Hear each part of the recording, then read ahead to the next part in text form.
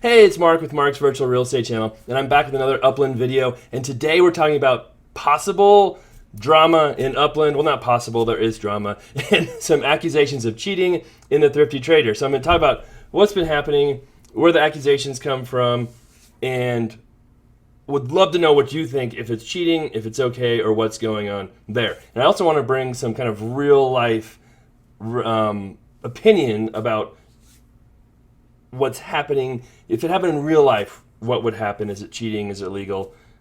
Etc. All right. Love the likes, love the comments, love the shares. Love seeing new subscribers as well. The Thrifty Trader is ending today here in a couple of hours. And I'm here in Upland right now, virtual trading real estate game.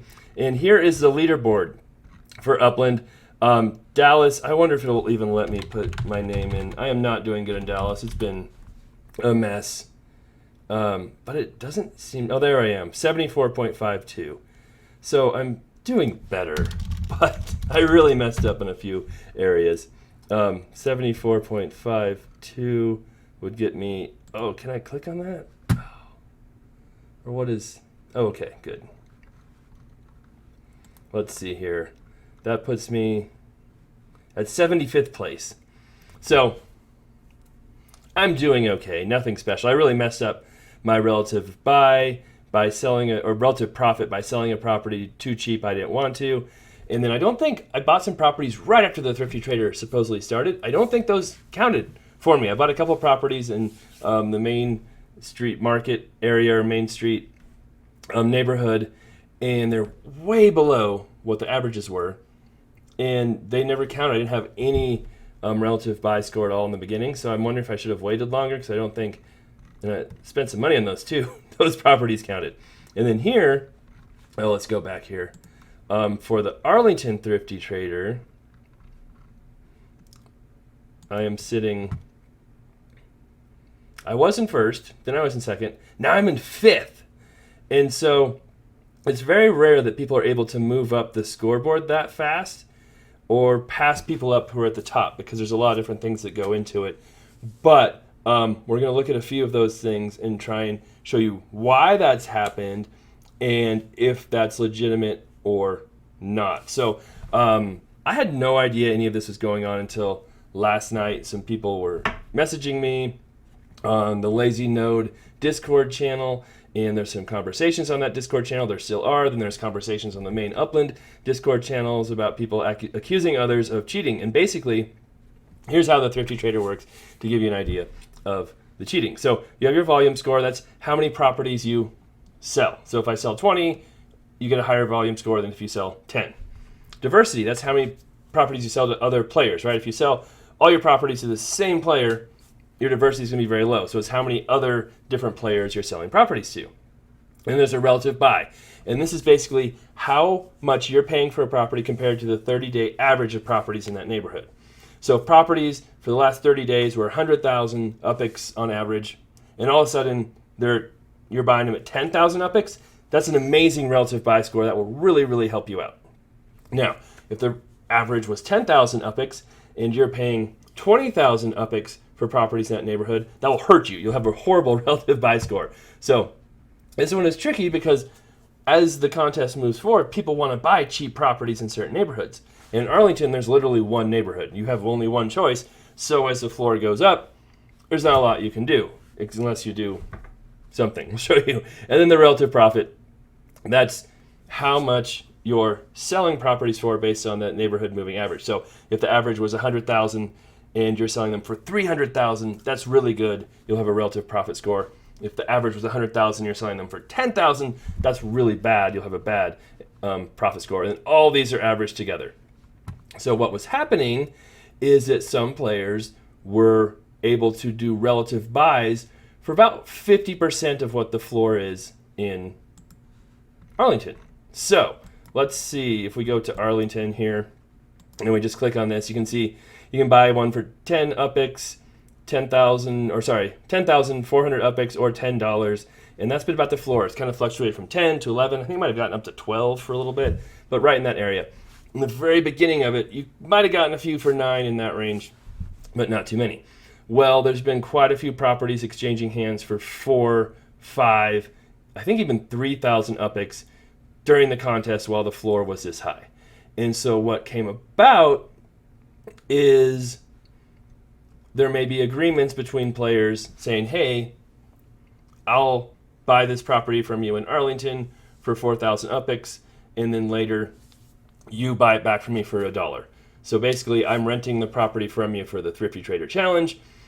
I get to do well in the challenge, and then you get 3, 4, 5,000 UPIX when it's all said and done for that property. At least that's how it's explained to me by someone who had seemed to have pretty intimate knowledge of the agreements going on. And that's where the dilemma comes from is that against the rules? Is that against the ethics of Upland? It's tricky because Upland does not have, set rules on what is allowed and what isn't allowed. Or if they do, I don't know exactly where they are. So we can scroll here to the Upland mitigating fraud. Here's what they say about fraud.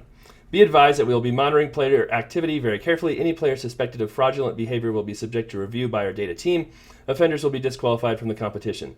Please take note that this contest is a work in progress and we'll be carefully monitoring the results to improve the competition in the future. That tells us almost nothing. So it says there's fraud and you can break the rules, but we don't really know what those rules are. And I don't know if there's more links or something, or some kind of information somewhere that tells us what that fraud is. But if they're looking to stop fraud, I would certainly hope they would lay out more information on what that fraud is.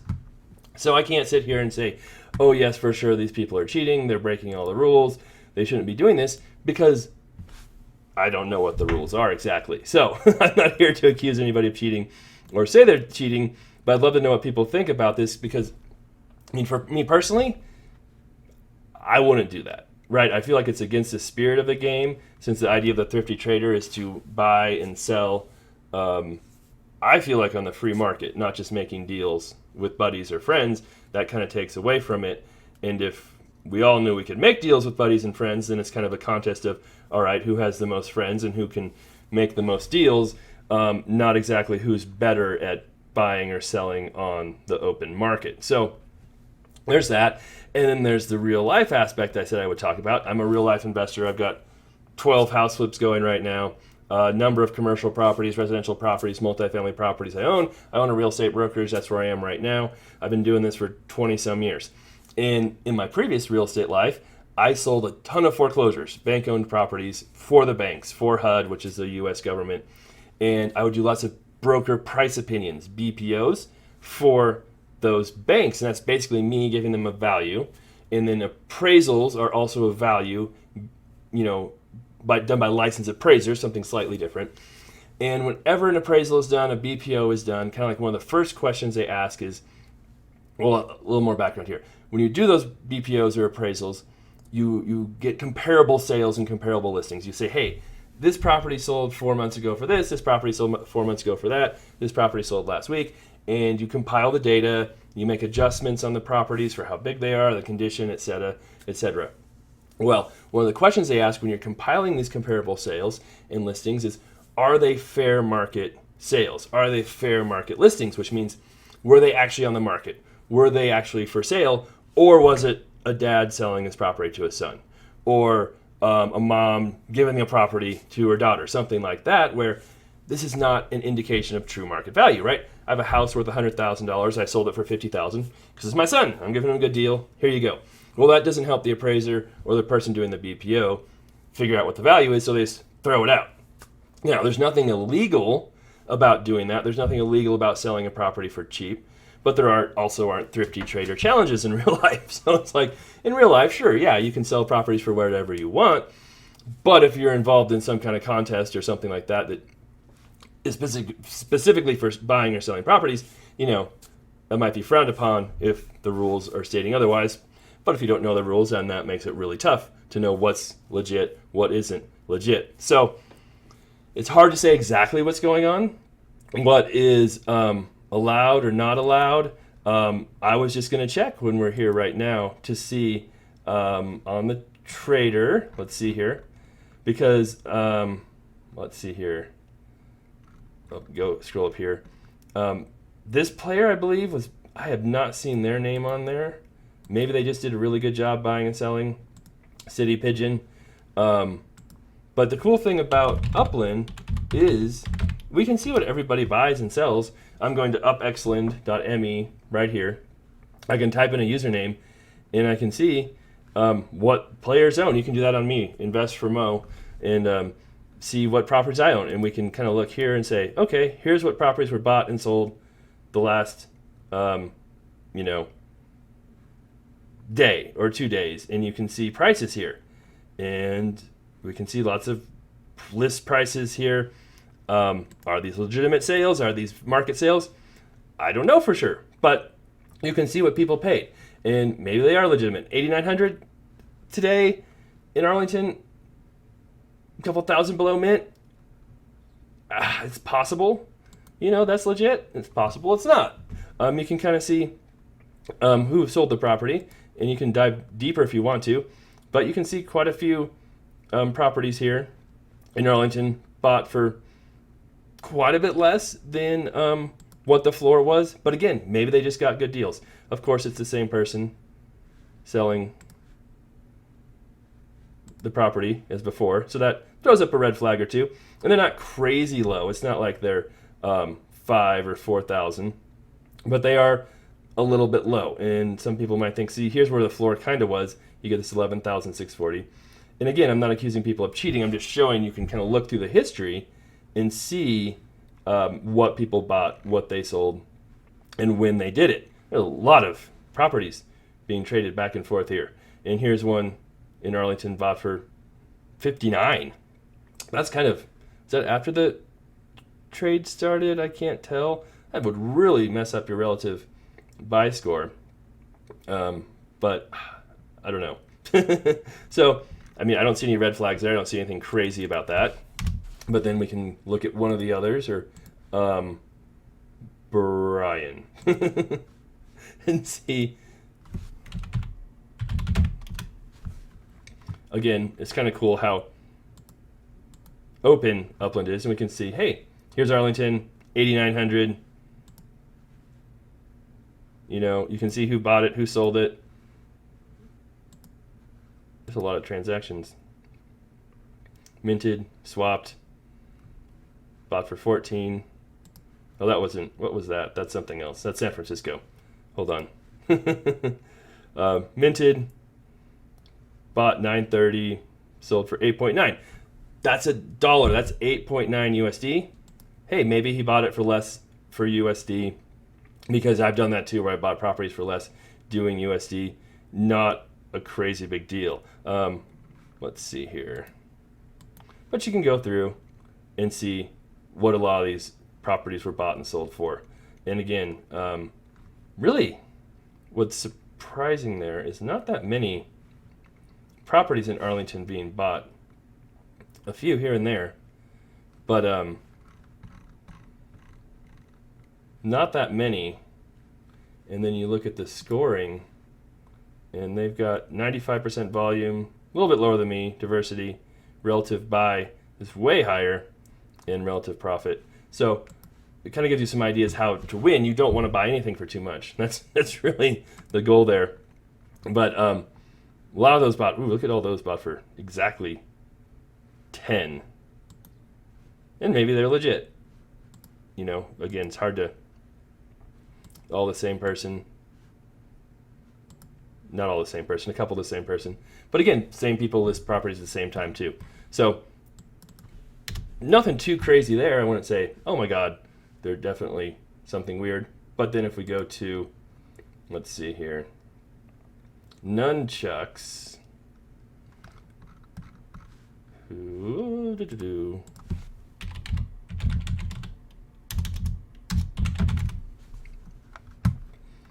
And we can see ownership change, and we can see, let me make this bigger.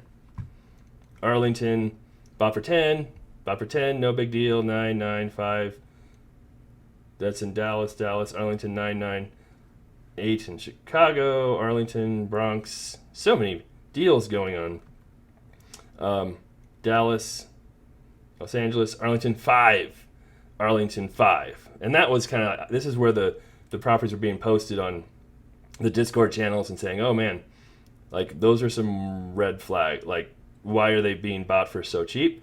And then it came into play that there might be some deals, some exchanges going on.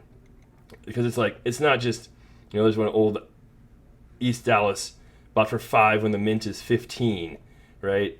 5 when the mint is 22. Like, why would someone sell a property for 5 when they minted it for 22 and the floor is 11? So that's where the red flags came up, I think. And I think there was one down here bought for 3 or 4 as well, all during the Thrifty Trader. And so the controversy is that above the board? Is that what Upland allows or not? And I think that's up for debate. So I just want to make this video and explain kind of what was going on, where the controversy is coming from, and love to get people's opinion on if that's legit, if that's against the spirit of the game, if it's against the rules or not. It would be nice if Upland would clear things up and let us know. I'm doing fine in the Thrifty Trader. I didn't think I would win it, but if we look at my scores here, we can do that too. Because I bought quite a few properties there as well. And then you can see ownership changed. I don't have nearly as many transactions going on as some of these guys. They're going crazy. Bought one for 10. I bought a couple for 9. They just popped up, So again, like that's when in Dallas I bought just to get going on the Dallas Thrifty Trader a tiny bit because I messed it up so much. 9. Arlington, bought a couple for 11. I bought some for 12. That probably messed up my score quite a bit. That was pretty stupid to do that. 11, and then some more. I think that was even before. Was that before? No, it was right after the Thrifty Trader. And that's where the floor started at when the Thrifty Trader started, was in that price range. So, again, it's kind of cool how you can look at this and see what everybody's doing, what they're not doing. Rumor has it some people went to jail in previous Thrifty Traders for doing similar things, but I don't know for sure if that happened or who that was or what was going on there. It's hard to say, but that's what's going on. Love to hear what everybody else thinks. We'll see how the Thrifty Trader ends up. I know some people are thinking Upland's sending people to jail. Other people think it's fine. So we'll see what happens and how everything ends up. But for the future, if this is a legitimate way to do things, what's to stop me from reaching out to 20 people on our server saying, hey, let's all swap properties. If you aren't engaging in the Arlington Thrifty Trader, here's a way to make some upics, and you'll have 20 people competing for the first spot by buying properties too cheap. That seems like it's kind of against the spirit of what the contest is, and isn't really a contest for newer players or people just starting out, which is what Upland has said they want it to be, but more contests of who's the most popular, who has the most friends, and can spend the most upics there. So we'll see how it all plays out. All right. Love the comments, love the likes, love the shares. Keep those coming. We'll be back with more Upland videos. Someone joked around Upland would be announcing the release of the new city later today after the Thrifty Trader is done. I joked about that last time after the last city was announced that would happen. It actually did happen. I was joking and not thinking it would actually happen, so we'll see. They're just releasing cities so fast. If I had to rank Dallas, it was not a good release for me. I paid too much for properties, didn't mint very good ones, spent a lot of money. So hopefully the next one goes a lot better and I can sell some of this stuff I bought. All right, thanks for watching. I'll be back.